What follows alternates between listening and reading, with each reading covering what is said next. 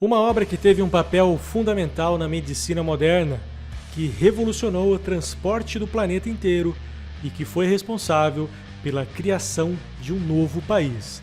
No episódio de hoje, da História das Estruturas, você verá o que foi considerado e ainda é um dos maiores desafios para a engenharia no mundo, o Canal do Panamá.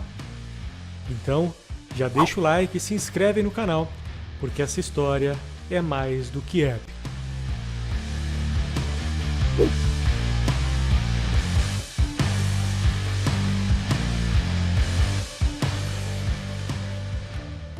No nosso dia a dia, não paramos para pensar que quase todos os produtos que usamos fazem uma viagem gigantesca para chegar até nós. Como, por exemplo, o celular que você está usando para me assistir nesse momento. A nossa vida, sem os meios de transporte que levam e trazem produtos e matérias-primas, seria muito mais complicada. Esses transportes são literalmente o motor do planeta. Isso não é uma tarefa fácil, porém, já foi muito pior.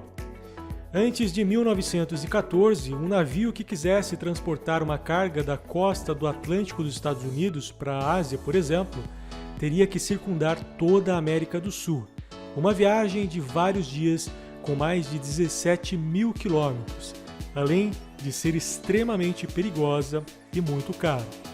Por isso, a ideia de construir um canal que facilitasse esse transporte por muito tempo foi cogitada. O primeiro registro dessa ideia surgiu ainda no século XVI, por um explorador chamado Vasco Nunes.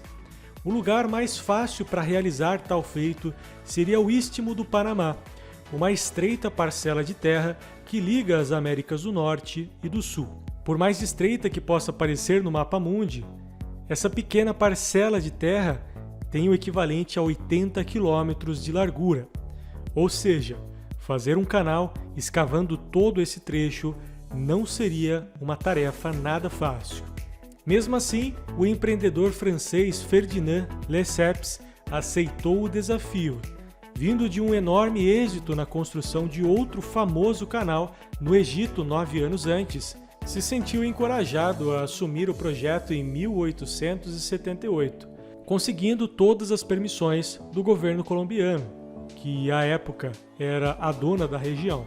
Ele tinha a ideia de escavar um canal simples, ligando os dois oceanos. Porém, ao dar início às obras, se deparou com diversos desafios pelos quais nunca havia passado. O maior deles eram as doenças tropicais, como a malária e febre amarela, que tirou a vida de 20 mil trabalhadores franceses. Além disso, o projeto de Ferdinand era incompleto e não considerava um importante rio da região, o rio Chagres, responsável pelo abastecimento de milhares de habitantes das cidades próximas. Caso o projeto fosse realmente realizado, seria feita a total drenagem do rio, o que seria um enorme desastre. Depois de alguns anos lutando pelo projeto, através de deslizamentos de terra, chuvas torrenciais e até um terremoto, que até hoje é considerado o maior a atingir a região, Ferdinand abandona sua ambiciosa ideia, abrindo falência da sua empresa em 1889. Mas a ideia de fazer o canal não foi esquecida. Porém, era necessário um investimento muito acima do que qualquer empresa poderia empregar. Foi então que o presidente dos Estados Unidos, Theodore Roosevelt, enxergou o projeto como uma importante medida econômica e estratégia para os Estados Unidos. Em 1903, então, foi assinado o Tratado de High-Herran, entre a Colômbia e os Estados Unidos. Porém, o Senado colombiano aprovou o tratado, colocando a perder anos de estudos e de convergências políticas. Porém, numa medida considerada polêmica para a época, os Estados Unidos incentivou os rebeldes panamenhos que exigissem a independência da Colômbia, onde os Estados Unidos apoiariam com todas as suas forças bélicas para que isso acontecesse. O medo de uma possível guerra contra os norte-americanos forçou a Colômbia a declarar a independência do Panamá. em 3 de novembro de 1903, poucos meses após o tratado ter sido negado. Como retribuição, o mais novo país panamenho permitiu que os Estados Unidos iniciassem os projetos do canal. O engenheiro responsável pelo projeto foi John Stevens, que apesar de nunca ter feito um canal antes, fez importantes avanços. Antes de iniciar qualquer tipo de escavação, ele quis primeiro erradicar as doenças no canteiro de obras, pois o histórico de morte de trabalhadores poderia colocar em risco o projeto antes mesmo de começar.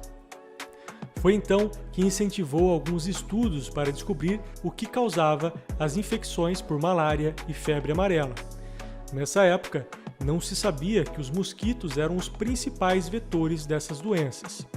Foi então que o médico cubano Juan Carlos Finlay, através de estudos, descobriu que eram transmitidos por esses mosquitos, tornando o tratamento mais fácil, além de permitir a geração de planos sanitários com o objetivo de erradicar a doença, o que foi alcançado com sucesso em 1905. Uma vez vencido esse desafio, agora os engenheiros podiam se concentrar para o principal objetivo. O projeto, diferente da ideia francesa, era ao invés de escavar um canal simples, construir uma espécie de elevador aquático, chamado de eclusa. Essa ideia era muito mais eficaz, pois o tempo de execução seria muito menor, pois não era necessário escavar todo o trajeto dos navios. Mas para fazer ele funcionar, era necessário resolver dois problemas. O primeiro era justamente elevar o nível d'água, para gerar um leito navegável pelos enormes navios. O segundo problema era o rio Chagres, que a essa altura era ainda mais importante para a região. A solução para isso foi construir uma enorme represa, que além de isolar a água doce responsável pelo abastecimento, ainda permitiria um leito navegável para os navios. Esse, com toda certeza, foi um dos maiores desafios, pois essa seria a maior represa já construída. Além de fornecer a água para o sistema de elevação, ainda poderia fornecer a energia elétrica para todo o funcionamento dos sistemas, sendo totalmente autossuficiente. A barragem deu a origem a um enorme lago artificial conhecido como Lago Gatun. Com essa ideia em mente, foi iniciado as escavações do trecho de terra que ainda precisaria ser extraído para a instalação das eclusas. Mesmo com a diminuição de 2/3 do volume de escavação, ele ainda foi 4 vezes maior do que o planejado no projeto inicial. Foram executadas um total de 6 eclusas, 3 do lado Atlântico e 3 do lado Pacífico, tendo uma altura de elevação de 26 metros. As eclusas eram executadas com paredes em concreto armado com mais de 10 metros de espessura. O comprimento das eclusas são de 300 metros com uma largura de aproximadamente 33 metros. As comportas, responsáveis pela contenção de água do sistema de elevação, eram compostas por duas partes, com 20 metros de largura por 20 metros de altura, com mais de 2 metros de espessura. Feitas inteiramente em aço, pesando mais de 700 toneladas cada. Porém, eram controladas apenas por um motor de 56 kW. A água era bombeada e drenada por um sistema complexo de tubos, elevando ou rebaixando os navios, possibilitando o acesso nos dois sentidos. Os navios eram guiados por locomotivas de ambos os lados, para que assim não batessem nas paredes das eclusas. Qualquer choque dos navios podia rasgar o casco, e como muitos dos navios são cargueiros de petróleo, isso poderia gerar um enorme problema ambiental, além de interromper totalmente os trabalhos no canal. Por isso, no Canal do Panamá é o único lugar no planeta onde o capitão de um navio deve passar o comando da embarcação, pois somente um profissional especializado com pelo menos 5 anos de treinamento é permitido a manobrar a embarcação dentro do canal. O canal cobra uma taxa de cada navio que passa por ele. Os valores podem chegar até $400 mil. O valor é baseado no tamanho da embarcação. O menor valor já cobrado para a travessia do canal foi de 36 centavos de dólar. Esse valor foi pago pelo nadador Richard Halliburton, que atravessou o canal a nado em 1928. Anualmente, mais de 15 mil embarcações atravessam o canal. Travessia essa que pode demorar até 30 horas dependendo do porte da embarcação. Inaugurada em 1914, teve um custo aproximado de 400 milhões de dólares. 43 mil operários trabalharam durante o pico de maior movimentação da obra e demorou 30 anos para ser finalizada. Mas, infelizmente, quase 30 mil pessoas perderam a vida durante a sua construção. Esse sim que é o maior custo dessa obra. Durante os seus primeiros anos de uso, jamais imaginaríamos que um dia as suas dimensões seriam ultrapassadas por um navio, até porque, por muito tempo, as dimensões das eclusas do Panamá ditaram as regras na fabricação de navios, gerando até um termo próprio, onde todos os navios com dimensões próximas às dimensões máximas do canal eram chamados de Panamax. Porém, o dia mais temido pelo canal chegou. No início da década, começaram a surgir navios com dimensões superiores ao máximo suportado pelo canal, que eram de 32 metros de largura e 270 metros de comprimento.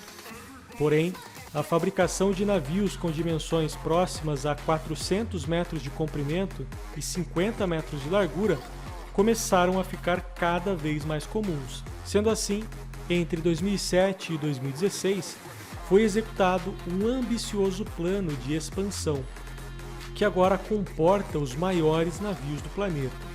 A expansão foi um projeto tão ou até mais complexo do que o original, pois suas dimensões são muito superiores e só foram possíveis graças aos esforços entre nações e a tecnologia moderna. A Sociedade Americana de Engenheiros Civis colocou o Canal do Panamá como uma das 7 maravilhas do mundo moderno, uma lista alternativa que coloca as melhores e maiores obras da construção civil atual, cuja usina hidrelétrica de Itaipu também faz parte. Sem sombra de dúvidas, o Canal do Panamá é um dos maiores desafios já vencidos pela engenharia, o que mostra que a capacidade humana é quase ilimitada. Mas me digam aí nos comentários o que vocês acham dessa estrutura com mais de 106 anos de história. E o que você quer ver nos próximos episódios da série História das Estruturas.